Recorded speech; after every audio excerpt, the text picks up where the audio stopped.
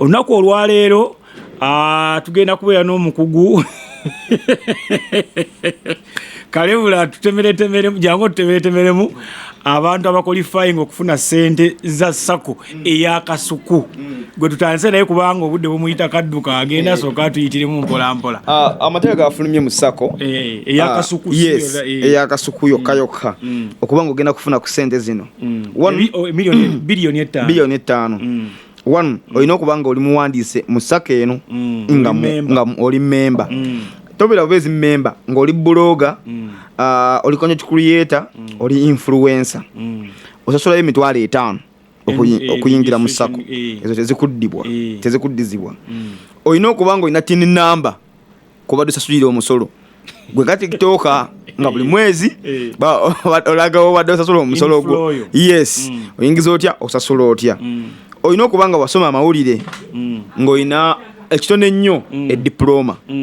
ekitone nnyo ng'olina ediploma mu mawulire okubeera mu sako ekyokulala olina okubanga olina empapula eziraga nti wali osomye ku nkwasa ya ssente gye bakusuddeko obusuuzi obwo obukugu babukebererawa ani abukebera ate kati kasuku n'okwejjako yejjeeko ku mpapula zino eno kubanga wansi bakulaze gye biivuddeyo wa the faithful yedduka mwesigwa Frederick Sakuyitale Geno Blog Association Sako ye yawandiisa ensonga eyo so kati olina kugenda wa Sakuyitale Geno ne beewandiisa n'ekyetaano yo mu ngalo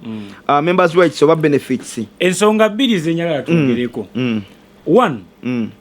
bloga kigwe gwomanyi oba tiktoka kigwomanyi ndowooza bwe ogamba nti ogenda kunoonya ba content creator ba blogger nabaani nga bwe bayogedde ba influencer abalina obukugu mu mawulire olinza kusangayo nga 2 oba 3 of course abalina obukugu mu mawulire ojja kwogera kasuku abasigadde babuukidde bubuukizi kintu kisiina kyakukola they are masqueraders we tubayita mu field oli najja n'akwata ka kamera ke n'abeera bwe wabeera press conference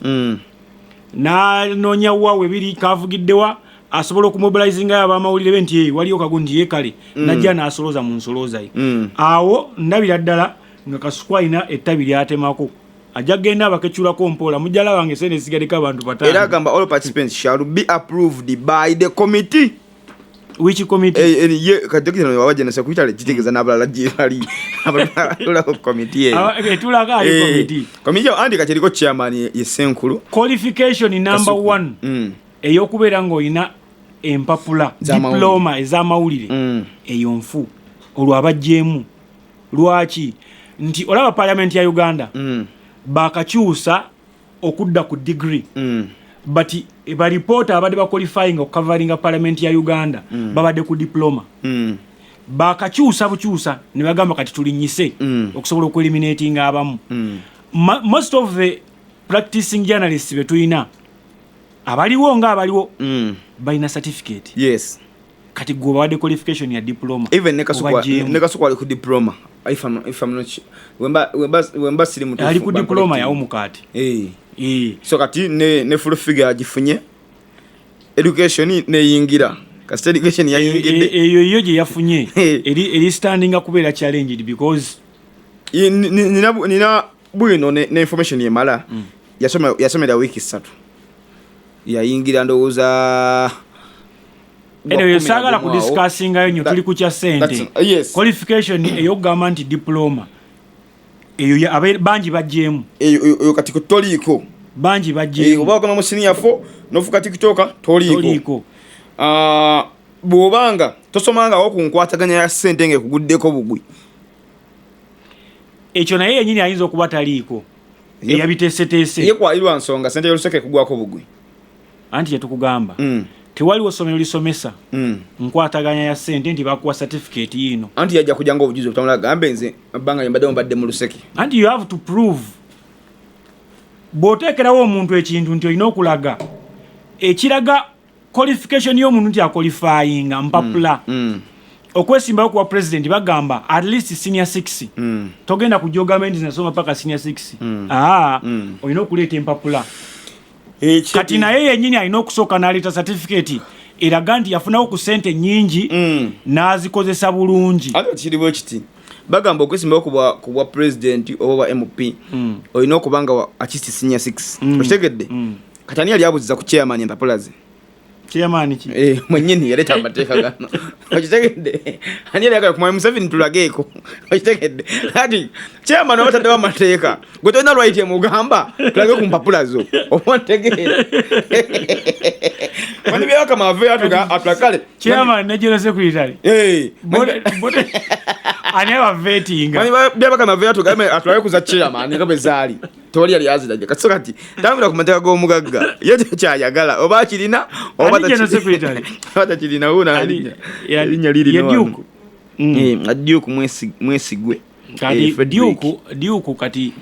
webikusobererwa kubandi munango li yabeera yayize kati qualification za Duke era kasukwawo yabalidde yanoonyeza ya musinga ndi kati Duke mbadde nina mugoberera nnyo mu bintu bino abedde nnyo mu bintu bya farming ebyo nti abaddeko akolako ebintu bya NGOs enneneneko naye ate tebalina kujjamu baana olwansonga tosobola association yoba yonna basako babiki tebisobola kubeera without members kuba ne bwogamba nti kati koziba members bo basome koziba members bo basome era ogenda ogira bwo tebagenda okumaliriza okusoma nga obudde bugenze unless nga abadisqualifyingirawo wali eri nga baza oku membership n'agamba nti oze kwewandiisa nti oyina kino nti asikirina nti ate wewandiisa kuba egyetaano gy'abasabye gigenda bafuukira akayinja mu ngatto ejekwewandiisa ati ng'ofudde ne kwezo nti bataddewo amangu tebagambye must open a saving account with the SACCO agree to monthly kuteekako ssente deposits teziriiko sente zo zirina kubeera contribute monthly savings as oba okale nga bwe zitemeddwa SACCO sente zolina okuwaayo olina okuba nga oziwaayo kusinziira ku SACCO zegambye nti buli mwezi zirina kuba bweziti ekyo kikyamu SACCO tenabazoogera ekyo kikyamu amateeka agafuga SACCO gwe okufuuka memba owewandiisa n'emitwalo kale gy'etaano kisinziira SACCO yegamba meka then n'omala n'ogula ne shares kyekyo kyayogerako ekya shares but ekimatalinga saving wange it depends mfuna sente mmeka a week oba olunaku kwensinziira okuteekayo saving wange but gwe togenda kundikitetingira nti olina okuteekangayo saving wa sente weziti no tetwenkanya nfuna njagala kubuuzayo mpayo TikTok omugwa omanyi nga kale katugende enfuna ya waliyo cookie katudde ku YouTube sente kasuku zaafuna ku channel ye cookie sizaafuna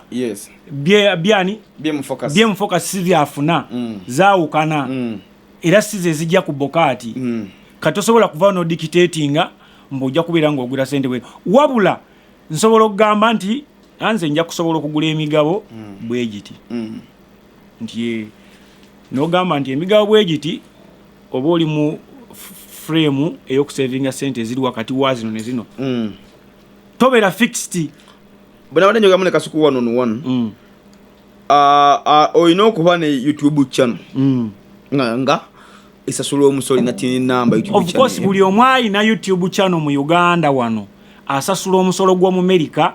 of which it requires you to be with a tin number. Yes. Era ogwo omusolo kampuni eya YouTube AdSense eweereza returns nga bwe zibadde n'omusolo ne paperwork wonna. Kati channel eno kubanga eno omutwalo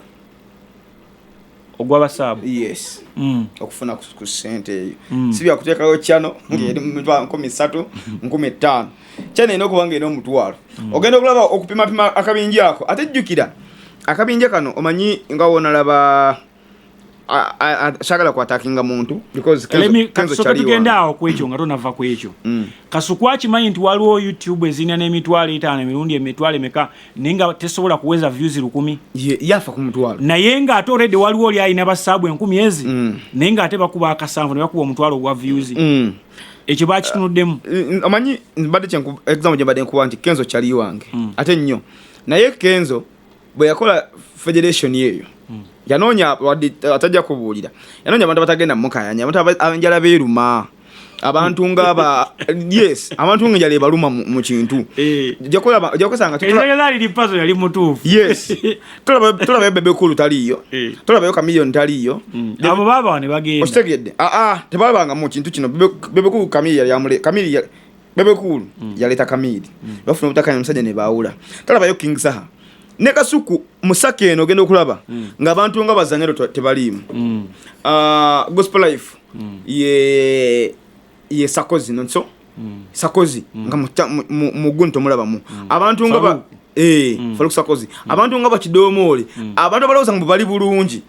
either balina kujjanga ate amaze kuba nnyo kikopo ne babira mu Sako naye banange nanyini nsolo abaji I think Sako ebeera free entrance and free exit kyebuzibwa bano boyogeddeko bagezaako kugenda okusubscribe ngo bate bakyagala wache manyi ku Zanero yenga ye wanchuka oyinza obutamusanga mu ebyo yes anti president Museveni otogera ku speaker wegwange sazo yali with this vice speaker yali with this president Museveni yali yebe yalozanga ekidyetaga kyetaga mu omuntu ayetaga bwati nga mugezi bwati yagazi ebigere bye Kasuku tagenda kuleta Sakozi tagenda kuleta Zanero because bagezi yes kati nkugamba ekyo Kasuku abanga yabadde taga channel bagitemere bulungi abadde ino okunoonya abantu abo yeke nyini abona abenonyeza naba disqualifying ira mu nsoma education level biki naba we kintu ne bakitema bulungi naye kwagaliza olugendo olulungi